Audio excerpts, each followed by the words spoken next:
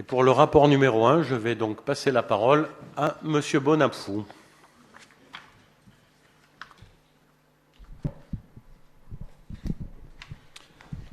Merci Monsieur le maire, Mesdames et Messieurs, mes chers collègues. La première mission de notre mairie de secteur est d'assurer un service public de qualité, parce que c'est ce qu'en attendent avant tout les citoyennes et les citoyens. La réglementation a fixé un cadre précis pour exercer cette mission et nous en verrons plus loin les contours. Le service public est le patrimoine de ceux qui n'en ont pas. Cette phrase attribuée à Jean Jaurès est la meilleure image de l'universalité du service public qui constitue le cœur de l'action que nous souhaitons mettre en œuvre. Le budget qui va vous être présenté a l'ambition de traduire cette intention en chiffres. Tout d'abord, avant de passer au budget en détail, il me faut rappeler que c'est la loi PLM du 31 décembre 1982 et son décret d'application du 1er avril 1983 qui établit nos compétences en mairie de secteur. Vous pouvez voir, sur ce qui s'est affiché, que c'est principalement l'état civil, l'animation socio-culturelle et sportive, les activités et événements de proximité et la gestion des équipements de proximité qui sont au nombre de 80 dans notre secteur, qui sont principalement destinés à leurs habitants. Et pour tous ceux que vous voyez à l'écran, la mairie de secteur assure la gestion et une partie de l'entretien.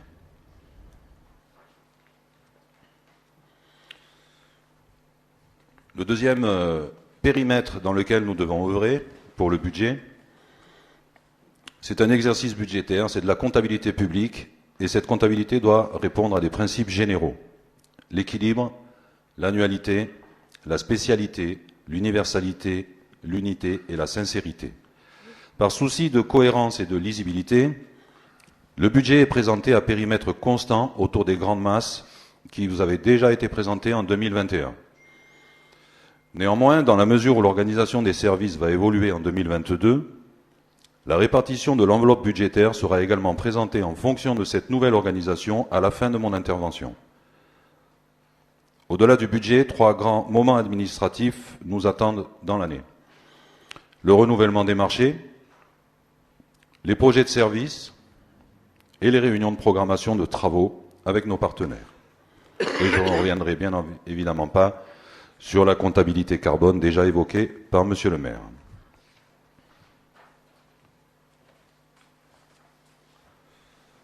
Le dernier périmètre dans lequel nous opérons, c'est évidemment la dotation financière annuelle de la mairie centrale. 1 662 180 € en fonctionnement, qui est le budget essentiel de notre mairie pour son quotidien. Cette dotation est en légère baisse de 67 000 € par rapport à 2021, puisque la subvention exceptionnelle qui avait été octroyée et régulièrement reconduite pour la mise en place de l'archivage des dossiers de PACS n'a plus lieu d'être. Cette différence a été répercutée de la manière la plus équitable possible entre les différents pôles, comme vous allez le voir plus loin, en veillant à préserver les grands équilibres de notre politique. En investissement, ce sont 250 362 € pour la valorisation du patrimoine décentralisé, les dépenses à caractère durable, dont une partie sont cofinancées par la mairie centrale dans le cadre de réunions de programmation.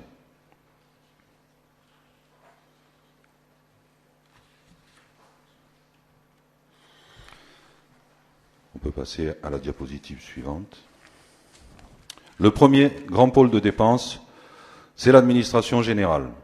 C'est le budget de fonctionnement quotidien des services. Il est doté de 295 000 €. Ça comprend des dépenses aussi diverses que les fournitures d'entretien, les fournitures administratives et d'état civil, la location des copieurs, les petits équipements, l'eau, le gaz, l'électricité, le carburant, etc. Dès 2021, nous avons souhaité que ce pôle budgétaire soit exemplaire en termes de frugalité et de bonne gestion des deniers publics, malgré la crise sanitaire, et ce, pour dégager des marges de manœuvre financières sur les autres secteurs. En 2022, nous allons poursuivre dans la recherche de comportements vertueux et économes avec, par exemple, une maîtrise accrue des frais de gardiennage qui seront optimisés et intégrés au budget des événements. Toutefois, et pour répondre à l'objectif que j'évoquais précédemment en matière d'universalité du service public, nous prévoyons une enveloppe de 10 000 € pour développer des actions de sensibilisation des agents de la mairie de secteur sur les nouveaux enjeux de service public.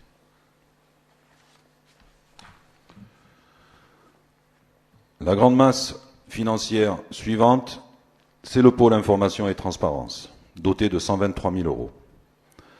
Depuis un an, nous retransmettons les conseils d'arrondissement en direct sur les réseaux sociaux, comme ce soir, et cela a permis à de nombreux administrés de découvrir cette assemblée, et nous avons également retransmis différentes réunions de concertation.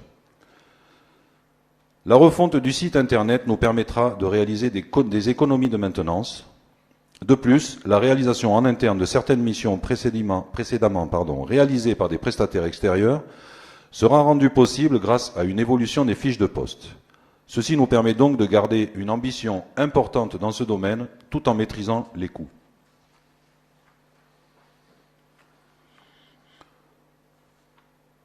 Les centres aérés sont dotés de 321 000 euros. Il s'agit du seul pôle en hausse. Cela reflète évidemment la prévalence de l'éducation et de la place de l'enfant dans les politiques publiques de la mairie de secteur. Ainsi, nous avons ouvert, depuis la rentrée de septembre, une vingtaine de places dans le quartier Vauban, grâce à l'utilisation de l'école comme annexe de notre centre aéré municipal. Cela concerne les 3 à 6 ans et la capacité maximale pourra aller jusqu'à 40 enfants, ce qui représenterait le double du nombre de places dans le quartier. En complément, pour améliorer encore l'accompagnement éducatif des enfants dans nos centres, un dispositif spécifique d'ateliers éducatifs est progressivement déployé, en commençant par la sensibilisation aux enjeux de biodiversité. Ces actions expliquent une augmentation raisonnée de notre budget sur ce poste. Les arts et les cultures sont dotés de 214 000 euros. Le budget 2021 fut un budget offensif, car il reflétait notre volonté d'ouvrir la culture à toutes et tous et parce qu'il fallait prévoir des actions fortes, nombreuses, en prévision de la sortie du confinement. La saison 2021 a été riche, a permis le retour à la vie, avec de la culture sur l'espace public, dans les quartiers, dans les jardins, sous toutes les formes. C'était aussi un moyen de soutenir le monde de la culture et du spectacle, si bouillonnant à Marseille. 2022 s'inscrit dans un autre contexte, celui de la pérennisation des actions culturelles les plus emblématiques et populaires. La saison culturelle 2022 sera toujours riche, mais je laisserai bien entendu la primeur de son annonce à l'adjoint à la culture, M. Cédric Jouve. En 2022 comme en 2021, l'effort restera important pour amener la culture au plus proche des habitantes et des habitants, avec une offre de médiation destinée aux publics les plus éloignés de la création artistique et culturelle.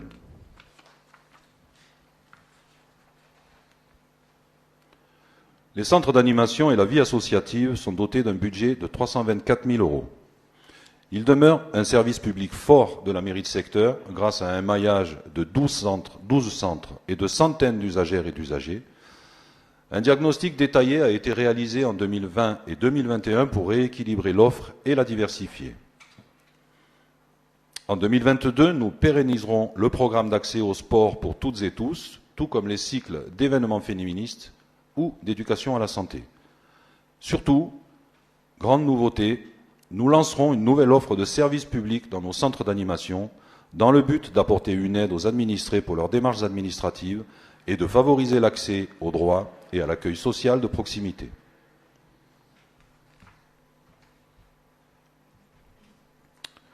Dernier grand pôle de ce budget, les équipements transférés dotés de 386 000 euros. Ce budget est constant.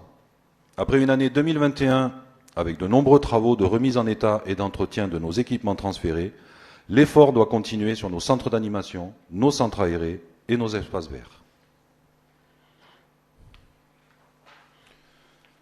La diapositive qui vous est présentée maintenant correspond au budget de fonctionnement 2022. Il indique l'évolution de la répartition de l'enveloppe budgétaire pour l'année prochaine. Pour vous permettre de comparer, les pourcentages indiqués entre parenthèses représentent la répartition qui vous avait été soumise pour l'exercice 2021. Vous pouvez constater que les différences sont minimes et que les efforts portent essentiellement sur les dotations pour les centres aérés et les équipements transférés, compensés par celles pour l'administration. Par souci de cohérence, ce schéma présente les évolutions à périmètre constant, c'est-à-dire que les pôles budgétaires sont exactement les mêmes qu'en 2021. Toutefois, j'ai évoqué tout à l'heure une réorganisation de services qui prendra effet en 2022 et pour laquelle il faut prévoir une répartition légèrement différente, ce qui apparaît sur la diapositive suivante. La nouvelle organisation des services se décline notamment en 2 points clés. Un pôle information, transparence, proximité que nous avons déjà annoncé l'an passé et qui limitait le cabinet à une seule personne. Et surtout la création d'un pôle événement rassemblant culture et manifestations, lesquels étaient précédemment gérés par le service animation.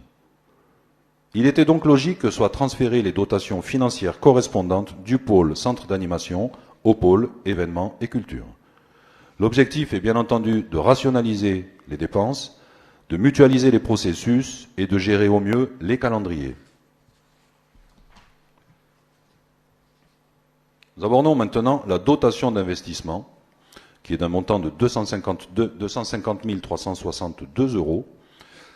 Les variations sont relativement modérées, sont en augmentation les espaces verts, parce que, vous le savez, 6 équipements nous ont été transférés par la mairie centrale.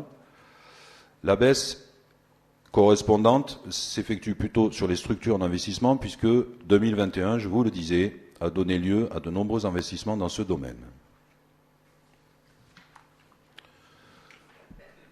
Je vous remercie de votre attention.